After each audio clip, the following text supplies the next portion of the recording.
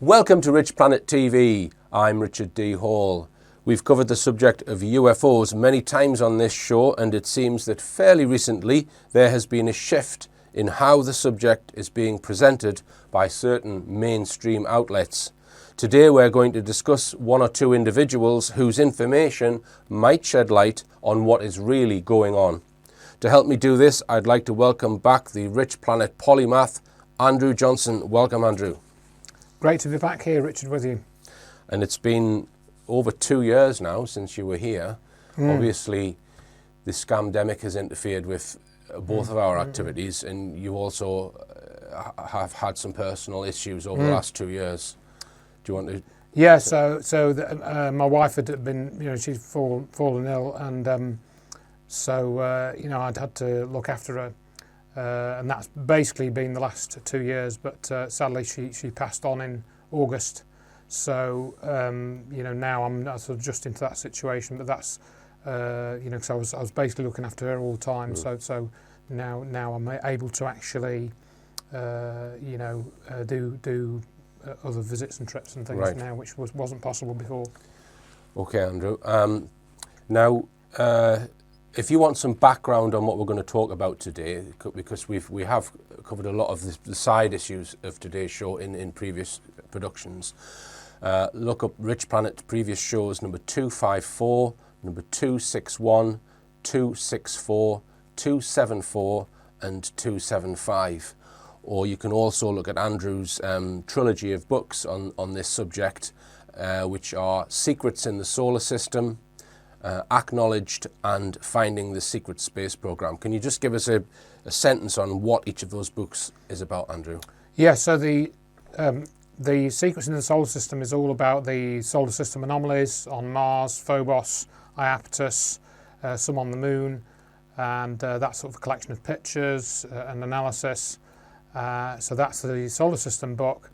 And then the Finding the Secret Space Program, that looks at the development of some of the anti-gravity research, which we'll probably mention a little bit later on. It also, one of the core features of that book are the disclosures of Edgar Fouché, which we'll probably mention again in this discussion. And then I also have, I think, 4 or 5 chapters on the Apollo hoax. And then the Acknowledged book is more specifically about the UFO subject, looking at some of the main cases a little bit, and trying to get a handle on all the UFO stuff and the various things like the abduction scenario, the back-engineered technology, Roswell, some of the more prominent cases, and try and answer some of the questions. Are there really aliens? Have they really been here? Who are they? Where did they come from? I try to sort of at least ask those questions and look at some of the evidence which might help to answer some of those questions.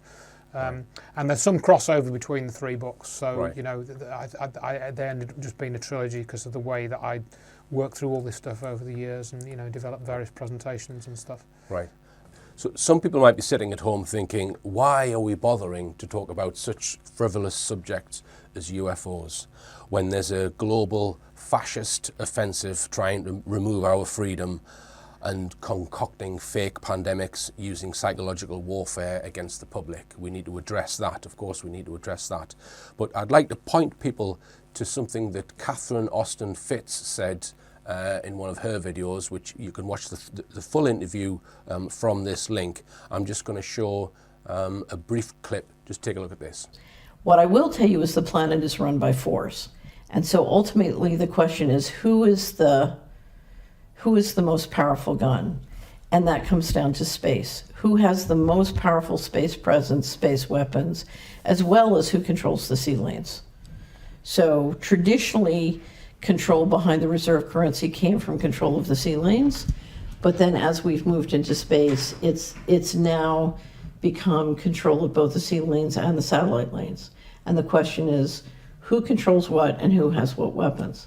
One of the reasons you've seen a very interesting discussion in the United States for the last 2 years is Trump has been very verbal about Space Force and what is possible in space, and he'll make these allusions to our magical weapons in space, at which point the generals look at him very disapproving, like, don't talk about that.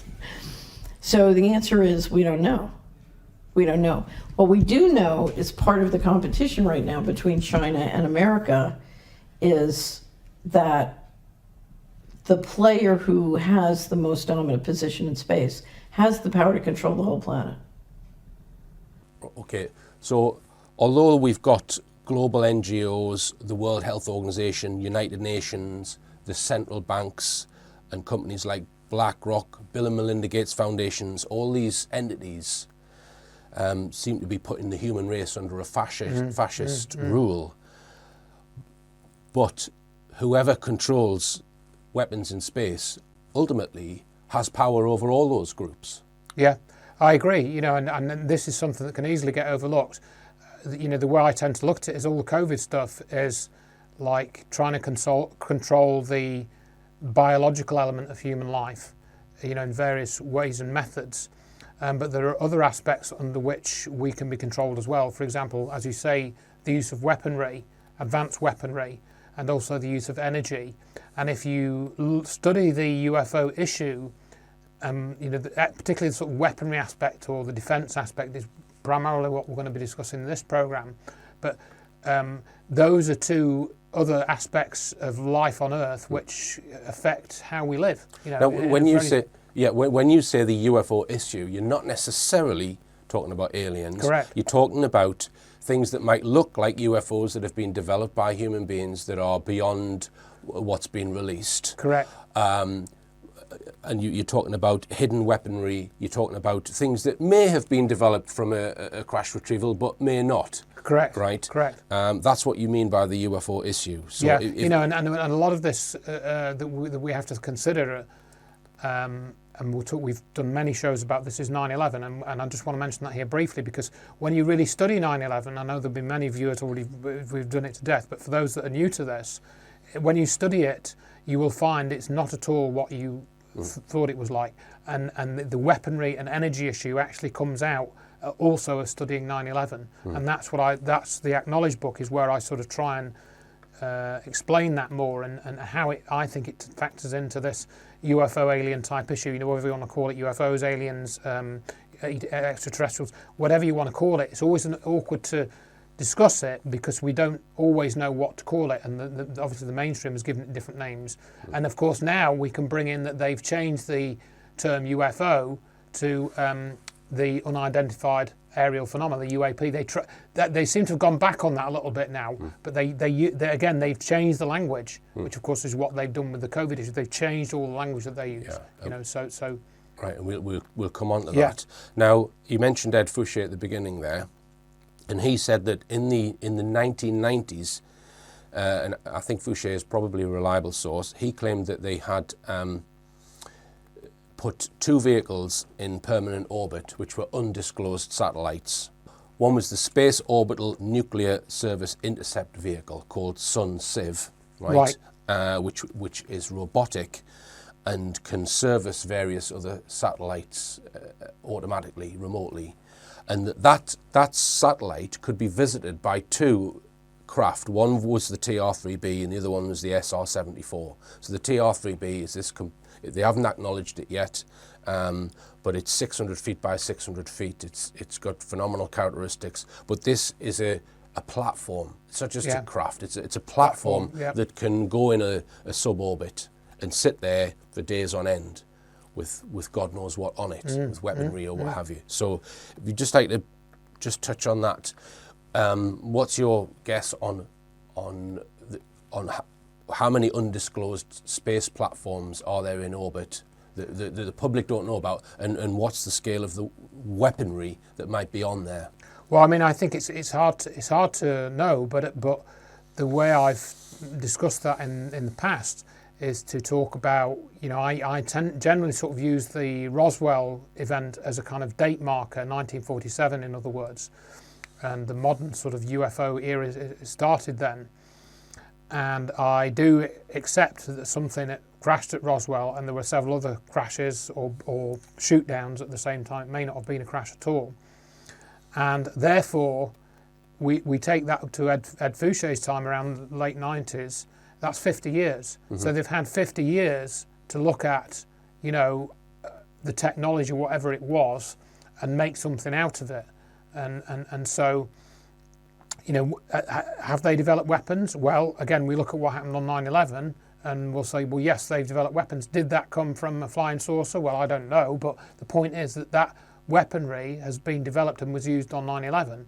And if you look at the characteristics of that, that will give you some indication of what black technology is real. You know, this is real. We're not talking that hypothetical, but we don't know how much of it there is. We don't know where it is. For example, where we've talked about space platforms a couple of minutes ago. Where are they? How are they in medium Earth orbit? You know, why can't we see them? Are they like 1,000 miles away from the Earth? Are they halfway to the moon? Are they beyond the moon? You know, we don't have that information. I was told on that particular issue by a chap that I know in the US, Frank Ferguson. He, you know, we've mentioned this in one of the other videos we've done. He said that his father worked on black programs, space platforms, and they had very advanced space platforms back in the 50s, you know. And there are space platforms which they kept secret for decades and then revealed many years after. That's right. So, and we've covered that before, you know, like the manned orbit in the laboratory, that was a secret space platform program. And the Soviets had the Almaz program as well, and those have been covered in PBS documentaries. You know, they were secret space programs. Right. And I cover that in the book. So the question of why can't we see them? Let me just address that a little bit. Firstly, Ed Fouché claimed that the Sun Civ satellite was nuclear powered, right? So that means it doesn't need solar panels. So its visible signature is going to be smaller. Plus, you've also got the stealth technology that's used on the TR-3B, which makes it invisible to radar. So I think it would be reasonable to assume that they could disguise space platforms. And with regards to the issue of nuclear-powered satellite, the United Nations have got some fairly robust rules on whether nuclear power is safe or not to be used on a space satellite. Yeah. It's okay to be used in long-distance probes, you know, that are going to Mars or whatever. But in Earth orbit, it's you know, they're not meant to leave once it's finished its life. If it's nuclear powered, they're supposed to safely put it into a different orbit. There's all of these rules. I've got them all printed out here. Right. I won't read them, but essentially that would make a nuclear powered orbital satellite, because of all of these conditions that the UN have put on, would make it more expensive. Yeah. But someone like the NSA, that's not an issue to them, and they're probably not even complying with these rules anyway. No. If it's a secret satellite, unbeknown to the United Nations. So it's anyone's guess as to what's up there, and whoever owns that technology and has the best weaponry on the satellites is ultimately going to take power on the Earth. So if somebody like, you know, the chief of the Bank of International Settlements, which is the bank which sits above every other bank, they could just threaten him with a microwave weapon, couldn't they? They could say, well, we want you to do it this way. This is the way we want you to run the COVID scam. This is what you have to do. Now, whether they are in bed with the people running the monetary system and the people who are like the Bill and Melinda Gates Foundation, who are bringing in all these, you know, the lockdowns, or do they talk to those who at the NSA who run these, you know, the space weaponry? It's that's right. You know, and I mean, we're starting to get into some pretty heavy issues, you know, and obviously we've been focused on this COVID scam, which it's however you characterize it, it's an attack on the human race, you know, and it's an attack on humans. It's not just on Australians, it's not just on Canadians, it's on everyone. Yeah. So it's an attack on the whole human race. So one of the things we're talking about is alien invasion. Well, what would an alien invasion be? It would be an attack on the human race, wouldn't it? You know, by one definition at least. So, and we played the Catherine Austin Fitts clip, and we were just discussing this prior to recording. One of the reasons that Catherine Austin Fitts became a name in the alternative knowledge community or conspiracy community, whatever you want to call it, was, and she's quite candid about this, is that when she worked for the government, I think it was the Department of Housing or something, I forget the exact name of her department, but you can look that up. When she was working in that department for the government like 20, 30 years ago, she came in to work one day and was talking to this guy, and he says, "Oh, do you want to meet an alien?" You know, and she sort of went, "What?" You know, and then she was offered to have a meeting with an alien, you know, and that then sort of, it never happened, of course, but you can read about her discussion of that. She was quite candid about that. So what did that mean? You know, what alien? You know, why did that guy come in and say that? I don't think it was a joke. If you read the story, it wasn't. She wasn't having a trick played on her. So I think it's very important that people start to at least think about these issues and what's going on, and how. I mean, this is why we're making this program. How does it tie into the larger picture of the COVID scam? You know. Yeah, and just staying on directed energy weapons for a moment. Chris Hampton has made films where he covers a company called Science Application International Corporation. And I was watching the Disclosure Project videos the other day, and I'd overlooked the fact that Stephen Greer actually mentions SAIC in the 2001 press conference. Yes. So there we've got a link between energy weapons possibly and, again, the UFO subject. Right. So do you know, other than the 9/11 weaponry, right, is there much come out in terms of what SAIC and other companies have developed? Well, not directly. I mean, again, if you watch Chris Hampton's film, The 9/11 Alchemy, which I know you featured as one of your videos in the past, you know, he's got quite a lot of good information there, and that SAIC are clearly heavily involved in areas of technology development, such as we've just been discussing in the last few minutes. We've mentioned stealth, for example. That's probably one area where they've got some involvement. Certainly directed energy weapons, that's been disclosed. And the other big one, which of course is what's happening with COVID, is psychological operations. SAIC have been doing psychological operations for the US government, for example, in Iraq. And again, there's a PBS documentary with a whistleblower from SAIC who talks about that, talks about the psychological operations that they ran in Iraq. So all those themes that we've talked about, you know, SAIC has expertise in as a US defence contractor, and they're a very mysterious company.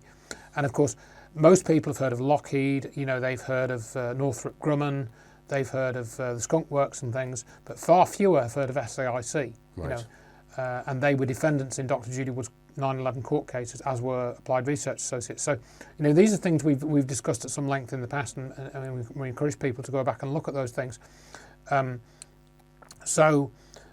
This again is just to get people to think, well, you know, who's behind this COVID scam? What other things are they capable of doing? You know, bio warfare and all of that, and toxic injections, but what else are they capable of? You know, what else could they do to us if the COVID scam runs out of gas, you know, and it no longer works as intended? Yeah, of course, their problem is they try to make everything look like what it isn't. So in other words, they can't use overt weaponry, otherwise the game's up. They've got to make it look like two aeroplanes crashing into a building, or they've got to pretend it's something else in order to stay behind the veil. And that's what the theme of, again, what we're going to talk about now. Yeah, so let's come on to that. So this is the UFO subject as it's presented in the mainstream media, and I think we're probably going to come around the whole circle to the end of this interview. So this sort of kicked off in about 2018, this change in attitude in the mainstream media, and there was more headlines this summer because of a paper that was released. So I'm just going to skip through a few headlines just to give a flavour to people as to what the mainstream media's been saying. So this is a report from the Daily Mail, and it states, Pentagon is accused of a cover-up after its highly anticipated UFO report leaves out the top secret section, and DoD whistleblower claims there's a lot more than 144 incidents. The government has formally and officially come out and informed Congress that these things are A, they're real, and 2, they're not ours, and that they seem to be performing, at least some of them, in remarkable ways, he said. This is Luis Elizondo, which we'll come on to. Report from the BBC, the 25th of June. UFO reports, US finds no explanation for sightings. The Daily Express, UFO report, Congress given confidential briefing before release. Something's going on. The Sun, this is coming more up to date now, The Sun on the 18th of November 2021, quoting Elizondo again, and the Tic Tac video, we've come on to that. The Pentagon is on the verge of getting a real-life X-Files office dedicated to investigating UFOs, their origins, and attempts to capture and exploit one of the mysterious craft. I mean, this has all been done in the past, hasn't Yes, it? correct. It has marked an incredible turnaround after the government dismissed UFOs at the conclusion of Project Blue Book in the 1960s. So they're stating that there's a change, an official change in attitude. Yeah, UFOs are real and we don't know what they are, and we're going to try and find out. And they spell it out in this sentence. UFOs have stepped from an issue that was dismissed as fringe and the realm of conspiracy theorists into a genuine national security debate over the past few years. ARSO, that's this new group that's allegedly been set up, will seek to investigate the technical and operational characteristics, origins and intentions of UFOs. Now, the three videos that they keep referring to in all of these reports, we're going to look at them in detail in a second, because they can all be explained with conventional, mundane explanations, right? They are filmed using infrared cameras from fighter jet aircrafts, all of them. So let's go back now. I'm just going to read an extract from this article from 2004, which Andrew highlighted. And I think this is one of the first reports of infrared cameras spotting UFOs. Right, so it goes back to 2004. Yeah, Mexican military, yeah. So this is from the Mexican military. Footage released by the Mexican Air Force is further proof of the existence of UFOs, an investigator has said. The video, filmed by pilots using an infrared camera, shows 11 bright objects moving rapidly in the sky. "We are not alone. This is so weird," one of the pilots can be heard saying after the radar picked up the objects. The Mexican Defense Ministry confirmed the videotape had been filmed by members of the Air Force but did not comment on its content. Mexican UFO investigator Jaime Maussan said that while there were hundreds of UFO videos, it was the first time one had the backing of the armed forces. And we know about Jaime Maussan. I'll not comment on him. Right. Just that he thinks that every single crop circle in the world is made by extraterrestrials. Yes. Right? But that's, you know, did they get the idea from 2004? Maybe. I wonder. All right, so now Andrew, we based this interview on one of Andrew's articles on his website, which you can read here. And in that article, you reference this video, this is from 2018. This is the sort of start of the change in attitude towards UFOs, which is all based around these three infrared videos. So we'll just take a look at this clip.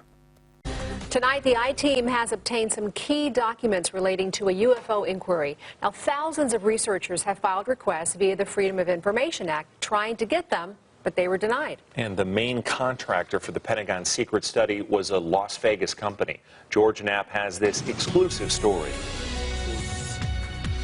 The Pentagon's release last December of this 2004 encounter between pilots from the USS Nimitz and a mystery machine dubbed the Tic Tac UFO generated huge headlines and demands for more releases. Two more followed, the gimbal video from 2015 and another nicknamed Go Fast. As many as 24 more videos are still in the Pentagon vaults, according to the man who ran the military's secret UFO study for years. ATIP did find a lot of stuff.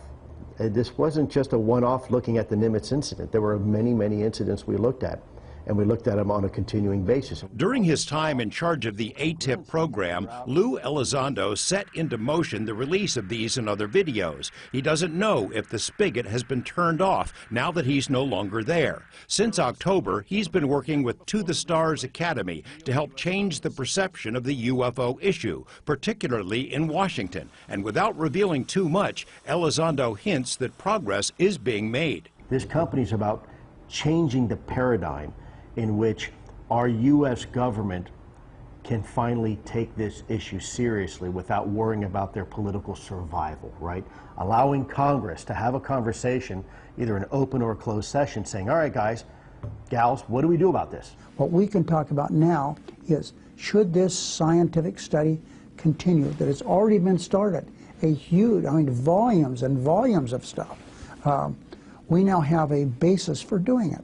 Former Senator Harry Reid instigated the Pentagon study back in 2007 but kept it secret. Since his role was revealed last year, he's had many calls from others in Congress and believes there have likely been classified briefings involving military eyewitnesses. Reid fought hard to keep ATIP going, as revealed in this 2009 letter obtained by the I-Team. He also wants the study to be made public. The Pentagon has yet to release any files, but some information is dribbling out. You've got these advanced aerospace vehicles flying around that we don't know where they come from, who's driving them, what the intent is, possibly off-world even. In June, physicist Hal Puthoff made the first public presentation about the UFO study. Puthoff was the chief scientist for BASS, the Las Vegas company which won a Pentagon contract to study UFOs and related mysteries. In his presentation, Puthoff listed the subjects explored in dozens of scientific studies initiated by BASS. Star Trek-worthy topics: warp drive, invisibility, metamaterials.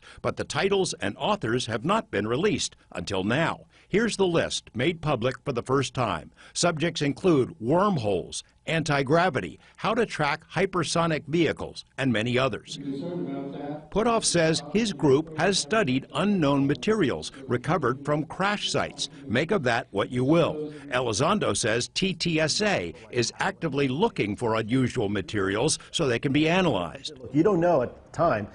You know, you pick up a piece of, or have delivered to you a piece of metallic, you know, slag that, frankly, could be it could be to a vehicle that we've never seen before, or it could be part of an alternator to a 1984 Cadillac. You just don't know. So we have to be very careful. Elizondo doesn't know if more UFO videos will ever be released, but says there's big news coming about the ones already made public. The gimbal video, for instance. He points out that the pilots didn't encounter just one UFO. There's a whole fleet of them. Look on the ASA. George Knapp, 8 News Now. Oh my gosh. We are posting key documents on the KLAS website, including that 2009 letter written by Senator Harry Reid, as well as the list of the science papers written for the Pentagon during the program, including the titles of the studies and the name of the scientists that were involved. Now, a few items had to be redacted at the request of our sources. You can read them at LasVegasNow.com. We'll show some analysis of those 3 infrared videos in a moment.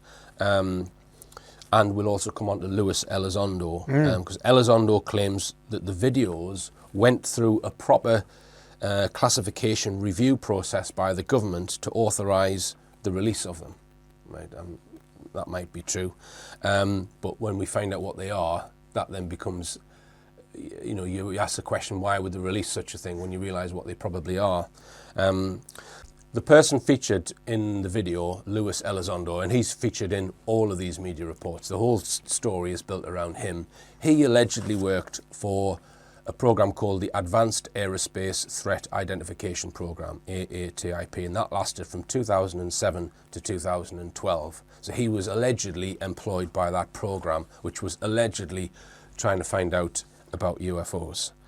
Now, let's just take a look at ATIP and when it was set up, because a guy called Bob Bigelow, who runs Bigelow Aerospace, look him up if you want to find out some background. He's in my book as well. On Bob Bigelow.